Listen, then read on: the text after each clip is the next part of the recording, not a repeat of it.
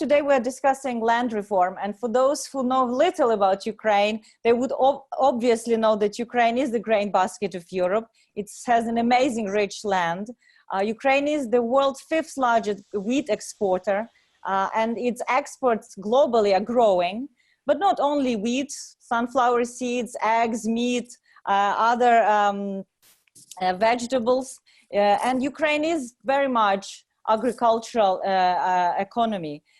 For almost 2 decades, Ukraine's agricultural land was under the moratorium, and the agricultural use of land was not in a free market circulation, which has changed this year when the parliament under Zelensky's presidency passed an important law liberalizing the agricultural sales market and releasing almost 41 million hectares of agricultural land that could now form the bedrock of this market. Public attitudes towards this are favorable in Ukraine. Ukrainians believe that those who own land should have the right to sell it and to use it as a commodity. And what is quite striking is that this is a great opportunity for Ukraine. The World Bank estimates that it could boost annual output by 15 billion. So what is the opportunity here? And how Zelensky's government could manage it to make sure that there's transparency, efficiency, that it's a major milestone in strengthening Ukraine's prospects going forward. So I have 3 great speakers with me today representing both the government and the industry in different scales, large agri-owners and also smaller farmers. We have Taras Kachka, who is the Deputy Minister of Economic Development and Trade. Taras is not new to Chatham House. He's visited us in December of last year for our conference. We also have Vadim Tulpeko joining us from the Ukrainian farming group, who served in various management capacities, but now for almost 10 years he's been with Ukrainian Farm, one of the largest agribusinesses in Ukraine, farms thousands of hectares of land, and produces from grain to eggs and meat. And Taras Dekun, who is the chair of Ukrainian Agrarian Council. Andriy Dekun, who is the director of the Ukrainian Agrarian Council, but also unites in the national associations of sugar producers, milk producers, and creates cooperatives to help smaller farmers with marketing activities, sales of their enterprises, development of industrial and social infrastructure. Andriy was also briefly with the Deputy Minister of Agrarian Policy and Food in 2014. So you could see we have really good experts to talk to us about it. And we'll start with Taras Kachka, who would give us an overview of the modalities of the land reform, what it really means, what are the state priorities and how you plan to get it right, and what is the role, especially for foreign direct investors. Taras, over to you. Hello, everyone. Thank you for invitation. Apologies from our minister. He also had an intention to participate. But my apologies that I used to these apologies, because unfortunately the modalities of operation of government for last 6-7 months, so previous government and this one, are so complicated and unpredictable that unfortunately it is quite often that the schedule is changing, and unfortunately minister is not able to participate. But the land reform is his priority number 1, and he invests a lot in its implementation. Indeed, we believe that the adoption of law on circulation of agricultural land is a milestone in Ukrainian economic development, and not only economic but social development and the development of society in general. So I would not advertise Ukrainian agriculture, because I think that I can spend all my time to do this. I'm really a champion, so that I'm really proud of Ukrainian agriculture. This is an area where we have one of most successful transformation from Soviet economy with no private ownership on land at all, to fully developed market with big agri-holdings, small agri-holdings, and with really brilliant indicators of success, like in cereals, and also with good developments in animal production, meat production, and milk production. I think that Andriy Dekun can share his personal successes as well, and of course, transformation in animal part of agriculture is on the go, in the process, is pending, while for cereals we already have a lot of successes. So I think that we need also to be conscious about the modalities of discussion of land reform, and this is extremely important because usually we have a number of layers, or several layers of questions or points of interest for people who are interested in Ukrainian land reform. One is economic one, so the economic impact of land reform. Another is so-called social, maybe, so that's how the land reform will impact big agri-holdings and small farmers. And maybe a last one is mostly connected with legal development, democratic development, and so on and so forth. So just I will try to pay attention to all of these elements and to underline what are the pros and cons for land reform and the modalities of land reform. So from point of view of let's say legal development, so the adoption of law on the conditional circulation of agricultural land is a, let's say, completion of long-term story about the transformation of land relations. So the land code was adopted in the beginning of 2000 and 2003, as I remember, and from that time, so for a short period of time, we had fully fledged market, but then it was quite fast introduced a moratorium for turnover of agricultural land, and this moratorium lasted for 18 months. It was scrutinized by European Court of Human Rights. So finally, we completed this exercise. And from this perspective, it doesn't matter what are the modalities. So the mere fact that we locked public discussion and political debate about land reform into adopted legal act means that any future developments will be formalized as amendments to this legal act. So we just like squeezed this public debate into legislation, and it means that we structured this process. So any politician, so it's like in in constitutional law of many states, you can fire a minister by appointing another minister. So this constructive firing. So that it's the same here. So in order to modify something, you need to amend existing rules. You don't need to create rules. You have no excuse for postponing resolving any problem. So from this perspective, this is an absolute success for political development of Ukraine, that Ukrainian president, parliament, and government actually adopted this law. So this project is already implemented. So it is done from political point of view. Another element and another layer here is economic one. So from economic perspective, I think that the discussions could be of different kind. You know that the initial proposal from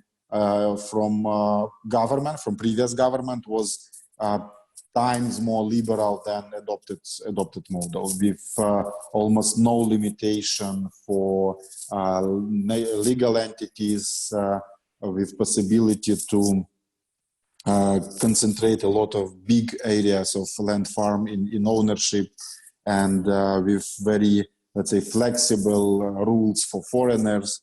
So the adopted model is extremely conservative. So it offers only a right for also property ownership only for natural persons, and only later for legal persons.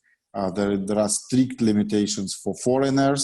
And I might say that from this perspective, and this is an autonomous part of attention to this topic, is that foreigners have been excluded from right to own legal land farm from the very beginning of adoption of land codes, so from 2002.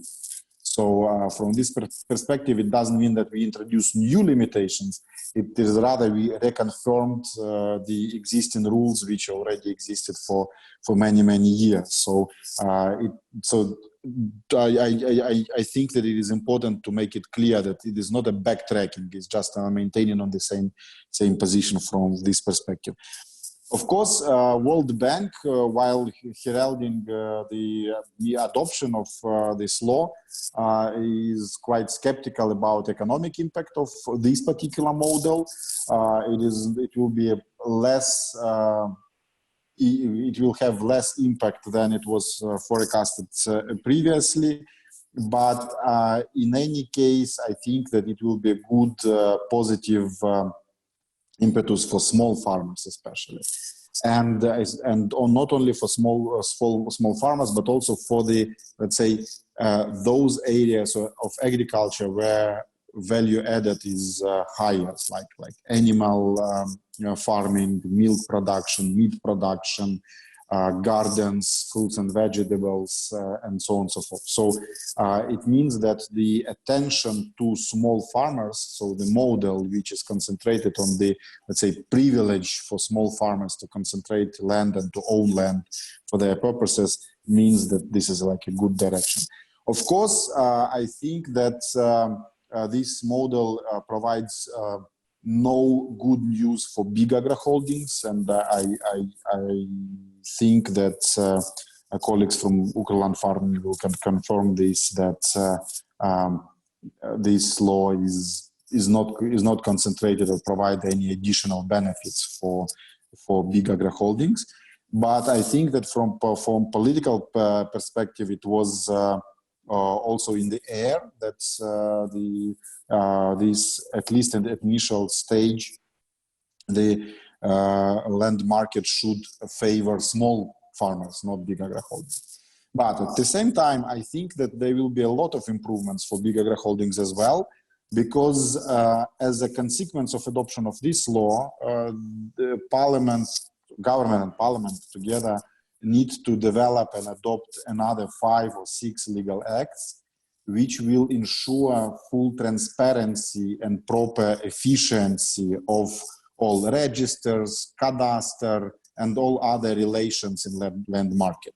And from my perspective, this infrastructure of land market will be improved in transitional period before the enter into force of this law for the profit of any participants of land market, including big agri-holdings. So this is really, I think, that positive news also for everyone, for anyone and everyone.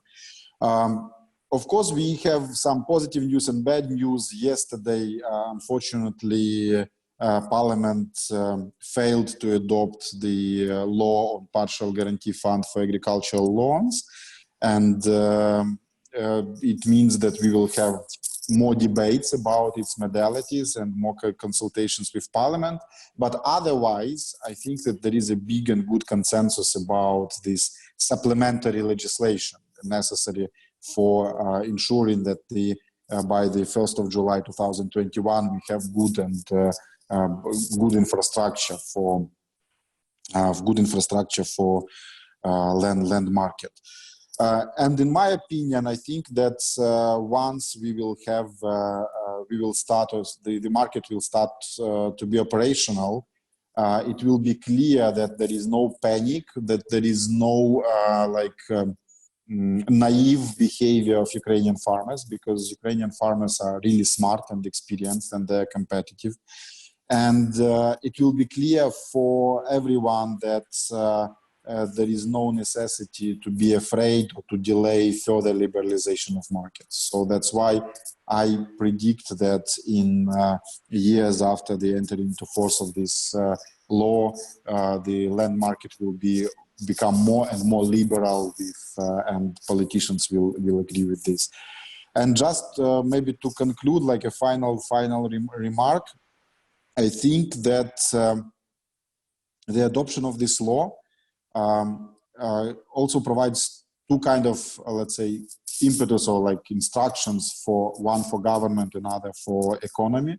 For government, now government bears more responsibility on proper designing of support to farmers. And I think that this is a part of big debate with Agricultural Council, with Andrei Dikun as well, about the modalities of support and the volume of support to farmers, to agriculture.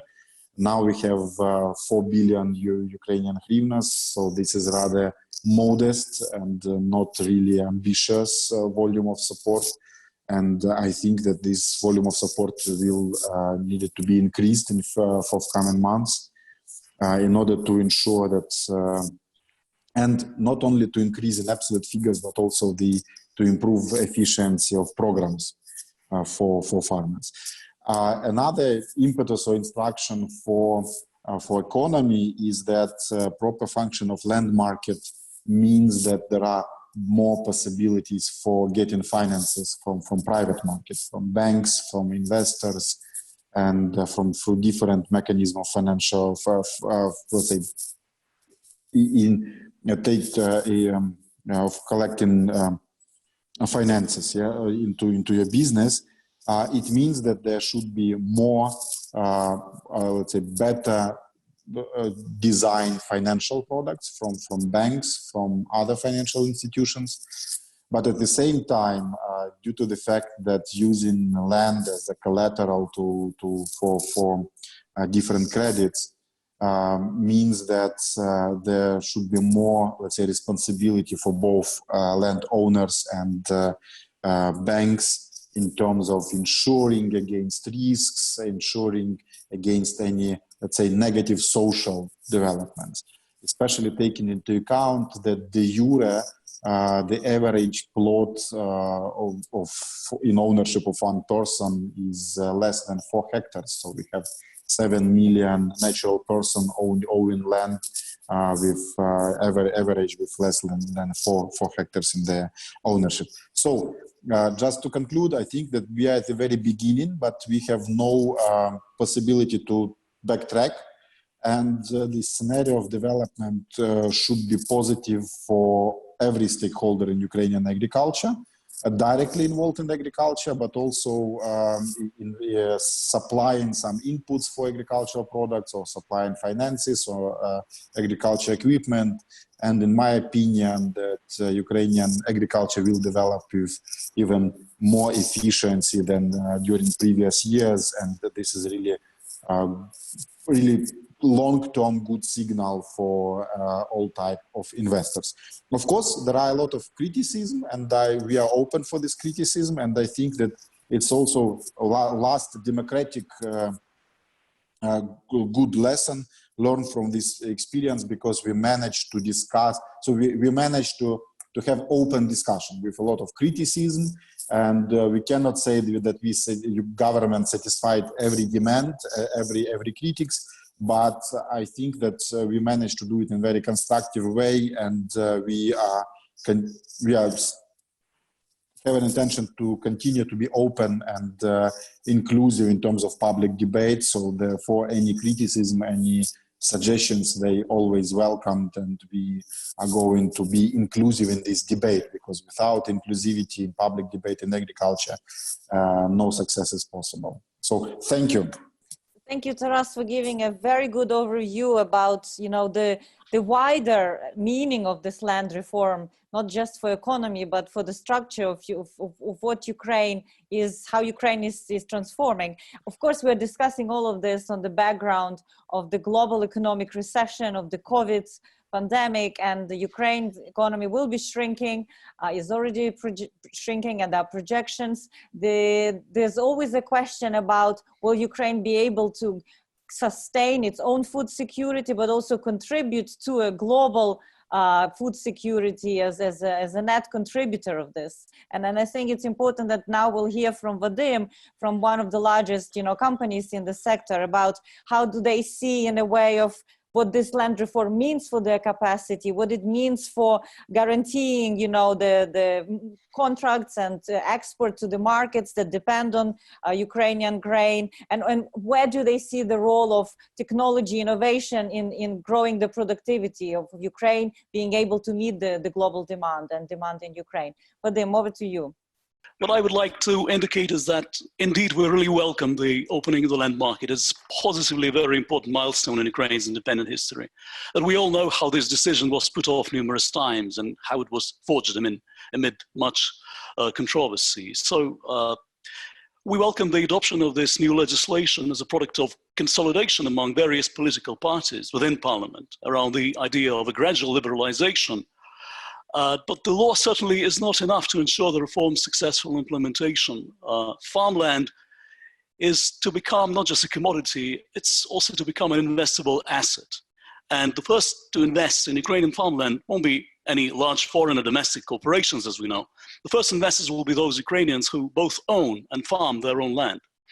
There will be more ways, we hope, to derive value from land, apart from just selling it. We should expect farmland to be actively used as collateral to raise capital.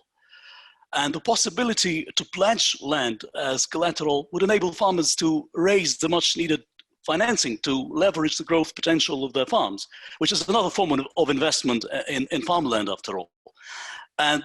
But this requires an enabling business environment and a healthy investment climate.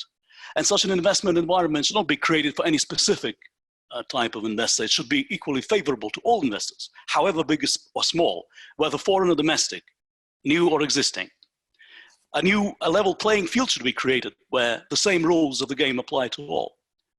And this certainly requires, above all, an unwavering commitment to the rule of law.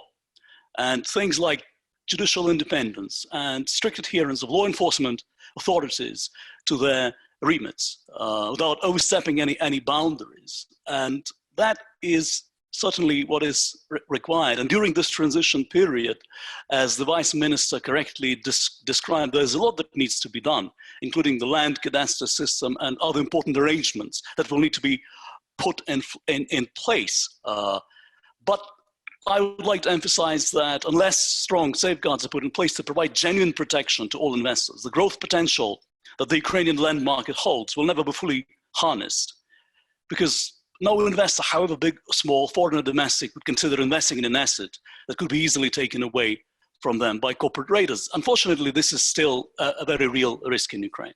The Ukraland Farming Group is one of the largest investors in the Ukrainian farming sector. We have invested billions of US dollars over the past decade, not in buying land certainly, which won't be possible under the new law for quite some time, for another 4 years at least, but in farming technology, quality inputs, seeds, fertilizers, crop protection products, highly productive agricultural machinery, and grain logistics, importantly, inland silos, rail cars, and trucks. The operating model prevalent among large agricultural producers, both in Ukraine and internationally, is based on leasing land, not necessarily owning it. And that's what we've been operating quite successfully since inception. So, as the Vice Minister quite correctly described, we do not anticipate any significant impact from the current phase of the opening of the land market on our segment, at least not in the short term. But small and medium-sized farmers would be able to leverage this as the growth opportunity by being able to collateralize their land in exchange for financing. Many of them currently have to pursue a survival strategy. They're faced with a chronic dearth of working capital. They often have to save on inputs, choosing price over quality, and sell their crop soon after harvesting at low prices. The land market certainly is not a panacea, but I quite agree with the Minister that it will certainly enhance the opportunities available to them and enable them to gradually transition from survival to growth by expanding their access to credit.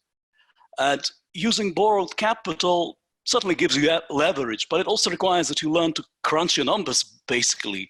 With little to no experience in fundraising, the average farmer might not have needed to do that kind of business accounting. However, if they wish to fully benefit from those growth opportunities, they will have to learn to think like an investor, to be able to repay any borrowings out of their revenues and to earn a healthy rate of return. And this is a steep learning curve. because borrowing against land would require that the farmer make the best possible use of the proceeds, carefully choosing which crops to farm, where to source seeds, fertilizers, and crop protection products, how and when to apply them.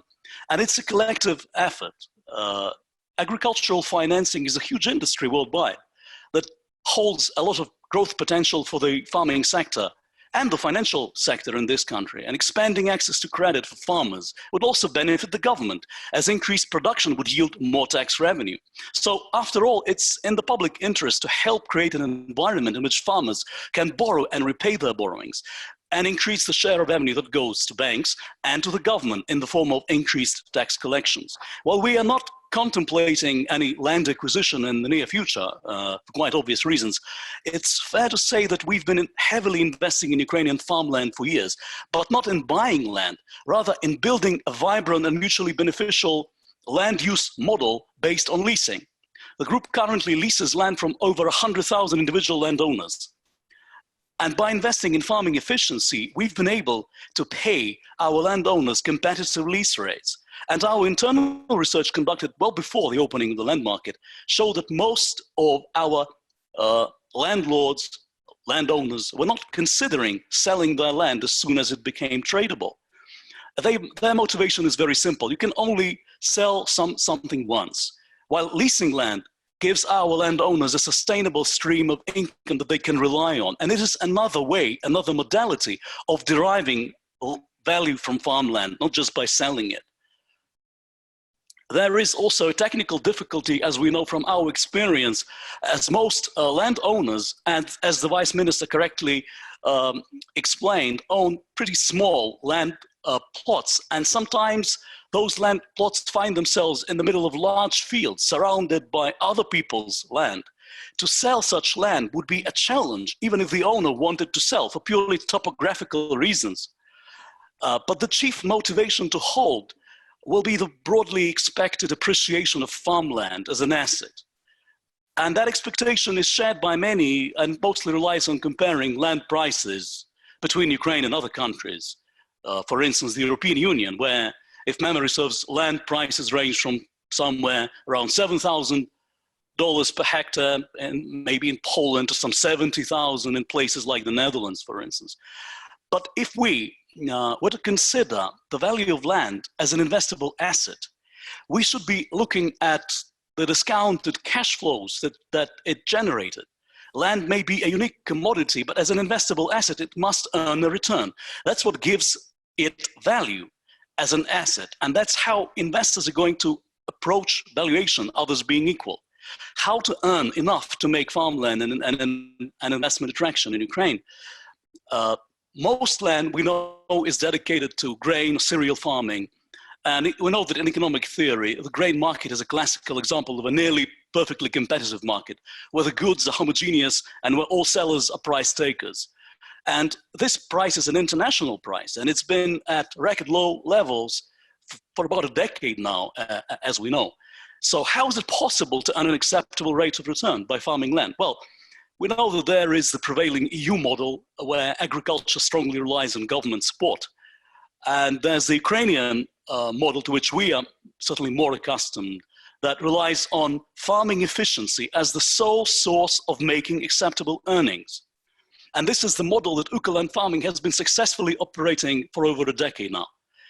And in crop farming, efficiency certainly has many dimensions. It's certainly yield per hectare or acre, which is normally considered the common denominator in volume terms, and revenue and earnings per hectare or acre used to measure the cash flows on which the value of land as an investable asset will essentially rely. To maximize yield and earnings per hectare, it's important to prepare the soil for sowing, conduct timely sowing with high quality seeds, apply the right amount of quality fertilizer and crop protection products, and to keep a close eye on your crop until you harvest. And it's things like research-based agronomy, variable rate application of fertilizers, and other innovations commonly known under the umbrella of precision agriculture, precision farming, that can boost your yields even further. One simple choice, though, is the choice of crop. Others being equal, we know that maize normally yields twice as much as wheat and yield with roughly the same cost per hectare. But then again, No one should plant maize year after year in the same field, not to deplete your land and kill its productivity. So healthy crop rotation should also be practiced to retain the land's yield potential. And it is by harnessing those efficiencies and applying state-of-the-art farming technologies that Ukrainian farming has been able to achieve notably higher yields than the national average in Ukraine across most crops, while employing 27,000 Ukrainians, contributing billions in taxes to the government and generating close to 1% of the national GDP, with almost no government support, or very little of it. But that's not where it ends. You are not done when you've harvested. You've got to store your crop and deliver it to clients. And this requires a whole supply chain of crucial logistical assets to which Ukrainian farming has committed a substantial proportion of its multi-billion dollar agricultural investment portfolio. Most of those assets were constructed as part of greenfield investment projects. One example is our chain of inland grain elevators. Ukrainian farming has built Europe's 2 largest grain silos, each capable of loading a full train of grain in 24 hours, which gives us a critical advantage amid Ukraine's chronic shortage of rolling stock during the harvesting season.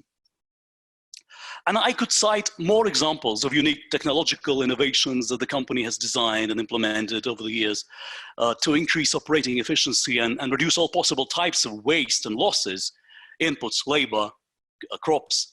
And losses prevented is money earned, after all. The company has created a highly efficient and strongly vertically integrated business model, a showcase advertising Ukraine's agricultural potential.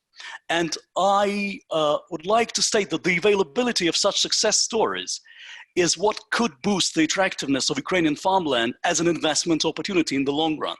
It is such success stories as ours that would increase the value of Ukrainian farmland as an investment opportunity. And that appreciation of land as an asset would be genuine, not speculative, because it would stem from positive farming outcomes and attractive returns based on the coherent operation of the entire supply chain, from growing to harvesting to delivering products to clients. This season is actually very important for many of the reasons that some of you have named. It's actually a test for the industry as a whole. It will serve as a litmus test of Ukraine's ability to sow and harvest amid a pandemic and quarantine restrictions and what have you. Ukrainian farming has delivered this year a remarkably successful vernal sowing campaign within the optimal time window over the past 3 years. What makes it particularly remarkable is that we've had to sow under quite unprecedented and unlawful pressure that the company's been subjected to for over 6 months now.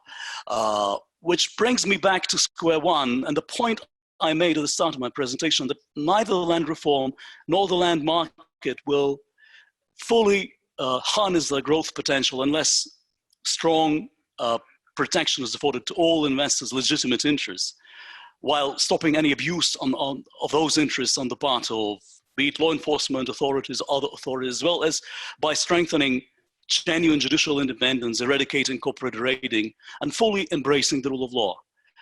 Let me close by quoting my chairman, Mr. Oleg Bakhmetyuk, who often calls Ukrainian farming a showcase for Ukraine, a prism through which to view Ukraine's agricultural potential. We appreciate the responsibility that comes with our role as a flagship of the country's farming sector. We think we add value by showing to the investment community that investing in Ukrainian agriculture does pay off. We can do it, and it means that Ukraine can do it. But investment will be needed to harness the country's huge growth potential in agriculture going forward. And actually, that's how I would like to close. I had a collection of photos that I would like to share with you, just demonstrating, if I can just bring them up on the screen, that demonstrate. I think, Vadim, if you don't mind, you'll have to be closing, because otherwise we'll have no time for discussion. Okay, let me put it off until later. If you would like to share your presentation, we're happy to mail it to the participants. It's no problem. Don't worry about that. So, I mean, thank you so much. I mean, I think it's interesting to hear specifically emphasis on the importance on the rule of law and transparency. And like in any sector of the economy, this has always been an impediment to investors, both domestic and foreign. And I think it's good you mention it, because it remains one of the obstacles to enabling investment climate in Ukraine. So I've been also informed that Taras Kachka has to leave us in about 20 minutes, but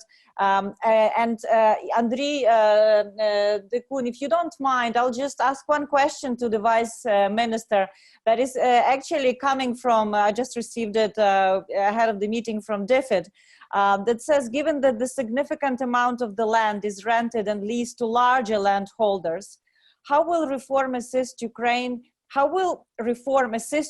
to successfully develop a land market? Are these leases very short term? Are they long term? Taras, would you be able to respond to this question? Do you have information on it? Yeah, thank you for this question. Do you hear me? Yes, you hear me. Yes, you hear me. So that this is one of big prejudice towards Ukraine. Indeed, we have a dozen of big agricultural holdings who have impressive land banks. So the term which is used in Ukraine, with hundreds of thousands of hectares, but these agri holdings are, I think that only those among the more than 40,000 farmers and agricultural companies in Ukraine. So it's only like champagne and sparkling wine. So only on this tiny upper triangle in this pyramid.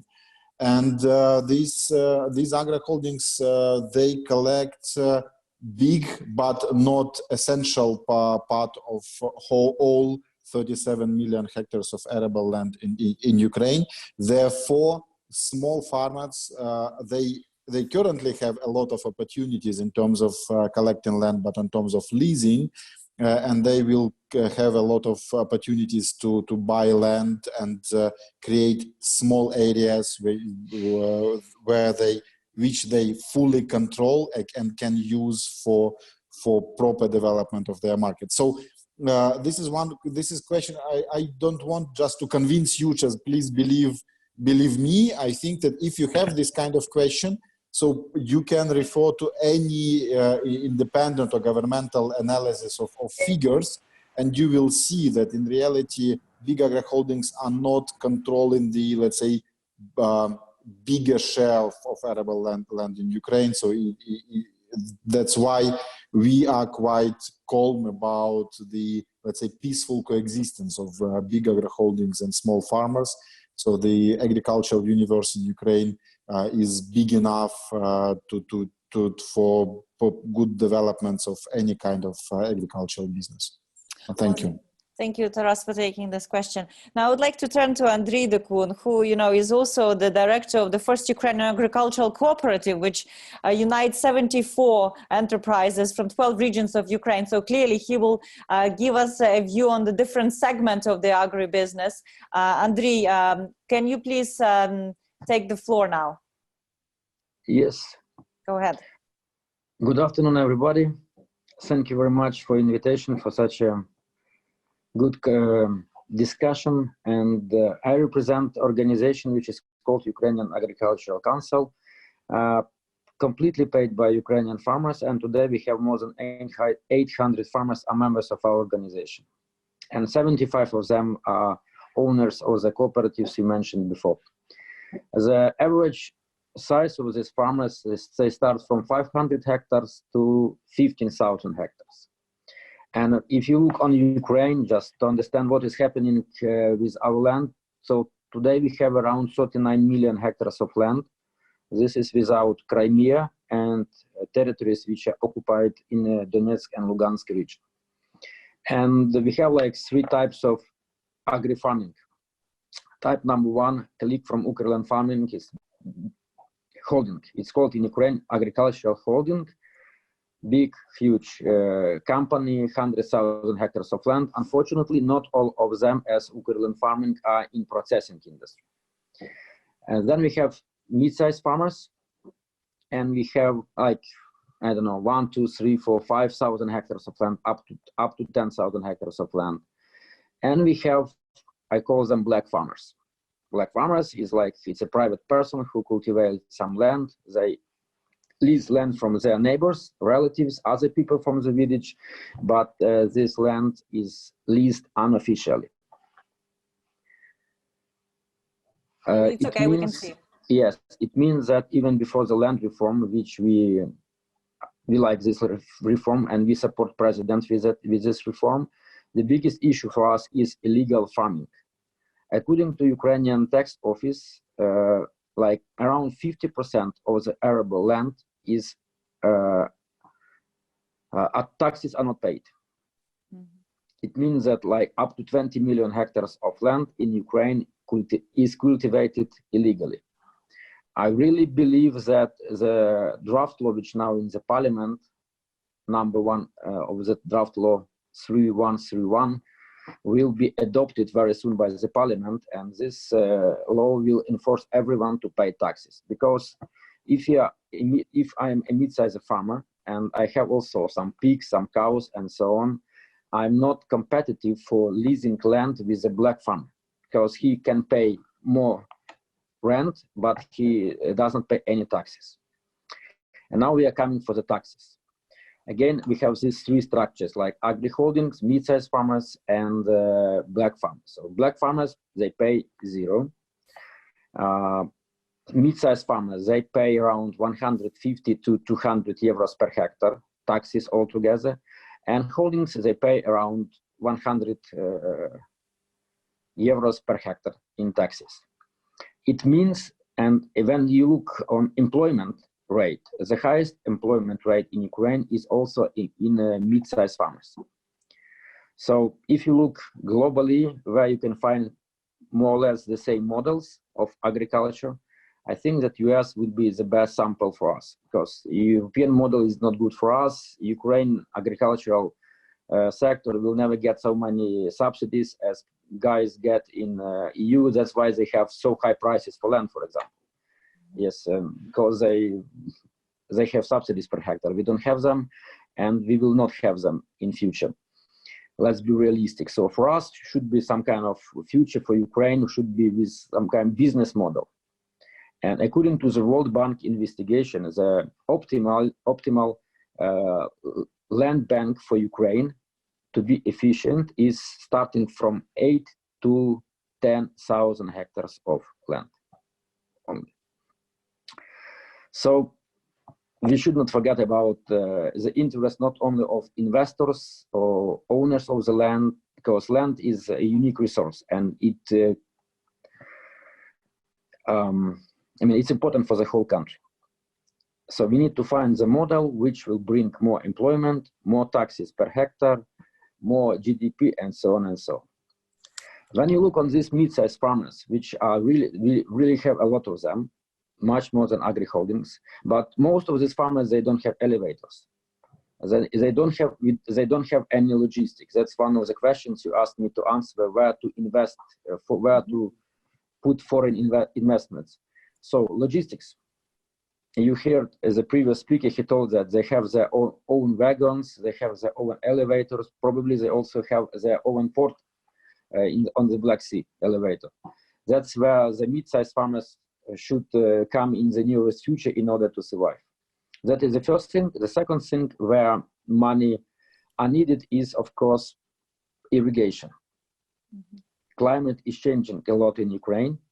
We have around 500,000 hectares of land in Ukraine which is irrigated, but in Soviet time we had more than 2 million hectares of land which was under irrigation. So climate now is more strict for us, so we need more, even 1 million hectares to be irrigated. For that we need investments, and I know that there is like EBRD, they are doing something in the Odessa region with irrigation. So irrigation, logistics, irrigation, and another one is processing. Because it's good not to be pure exporter of raw material. We have some vertical integrated holdings, and now we have the process of like cooperation in Ukraine. So mid-sized farmers, they start to build cooperative. We don't have legislation for cooperative. I hope that our parliament will adopt it in the nearest future, because it's in parliament already. and after adoption, it will work. And so mid-sized farmers could build a cooperatives, and these cooperatives will need investments. And since we have a land market, so we have a farmer who owns land, or he can buy land, and this farmer, he owns a cooperative, and a cooperative could be a good thing where to invest money. And a cooperative model is very familiar for our friends in EU and United States. They don't have holdings, mostly they have cooperatives. What we are afraid most of all is, of course, the thing which is called trust. The previous president, 5 years, every year government was promising us something. And every year they were lying to us. So we like this law on land. The only thing farmers be afraid that they could be cheated. When we talk about current government, I think it's very good people, and this question about coronavirus, how government is helping us. So yes, they're really helping us in terms that they are very mobile.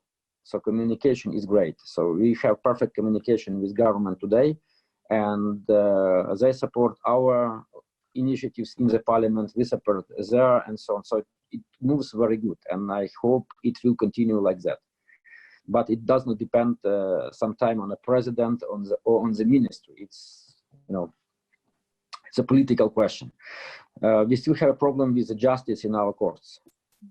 We have, you heard a huge company which invested billions of dollars in Ukrainian economy, and as I mentioned, that they have problems with raiding. You just can imagine what kind of problem have a small and medium-sized farmers with raiding in Ukraine. So before more or less land market to start, really we would appreciate if the question of his courts will be solved. So we need to have a normal court like in UK. That's really important for us. And we need to pay taxes, all farmers, not only huge holdings or mid-sized farmers, everyone who cultivates land need to pay taxes in Ukraine.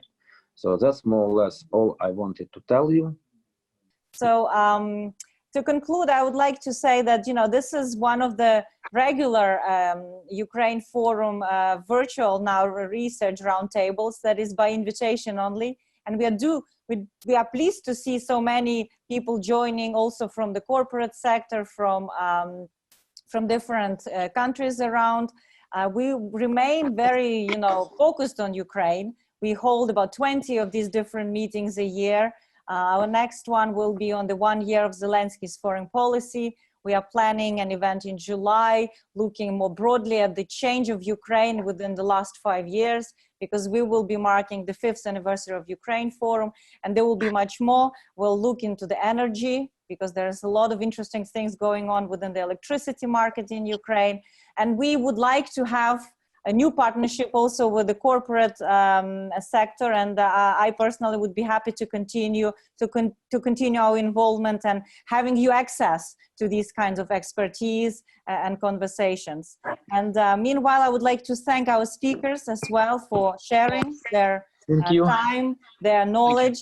Vadim, Andriy, I hope you're not too disappointed the minister wasn't with us. We provided you a wealth of information, and we'll try to get him back for the next Chatham House Roundtable. So, ladies and gentlemen, you have a good day, stay well, stay in touch with us, and until the next meeting.